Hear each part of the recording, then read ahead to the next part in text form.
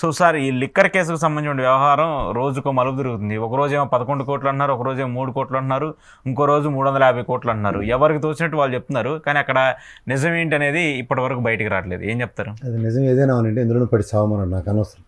ప్రజలు తెలుసుకోవాల్సిన విషయం ఏంటంటే నిన్న న్యాయస్థానంలో డెవలప్మెంట్స్ ఏంటంటే, మరి బాబు మీరు 11 కోట్లు 35 చెప్తే 3.5 కోట్లు ఏదైతే సీసీఎస్ చచ్చారో ఆ నోట్ల నెంబర్ రాసి మా మొహాన్ని తగలెట్టండి అని చెప్పారు.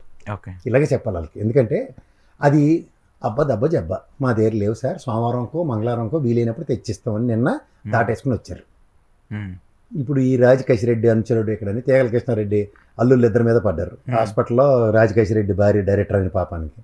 ఇది నాకు తెలియకూడదు. ఏమైనా పాత తెలుగుదేశం వాళ్ళు లేదా పాత కాంగ్రెస్ వాళ్ళు ఇప్పుడున్న వైఎస్ఆర్సీపీ వాళ్ళు తెలుగుదేశం వాళ్ళు బిజినెస్లు చేయొద్దని రూల్ ఉన్నాయి ఎవరికైనా? రాజ్యాంగంలో రాసింది ఎక్కడ బాబు? మీరు ఏమైనా పార్టీలో ఏడిస్తే మీకు సంబంధించిన సత్సంబంధాలు ఆ పార్టీలో ఉంటే ఈ సత్సంబంధాలు బిజినెస్ పట్టినట్లు చేయకూడదని రూల్స్ ఉన్నాయా? అరే నాకు తెలియకూడదు. ఛార్జ్ షీట్లు ఫైల్ అయిన తర్వాత ఎంక్వైరీలు చేసి వీళ్ళు ఇడి దగ్గర 11 ఉన్నాయి, వాళ్ళ దగ్గర 9 ఉన్నాయి, ఇడి దగ్గర 10 ఉన్నాయని ఏడిపడుతున్నారు. కొండంతవి ఎలకన బట్టి కథ విన్నాం, ఎలకన పట్టుకోవడానికి పొగడ్డం విన్నాం. ఎలక బయట తిరుగుతుంటే పొగలెట్టి ఏడు శాస్త్రం ఇస్తారు మీరు.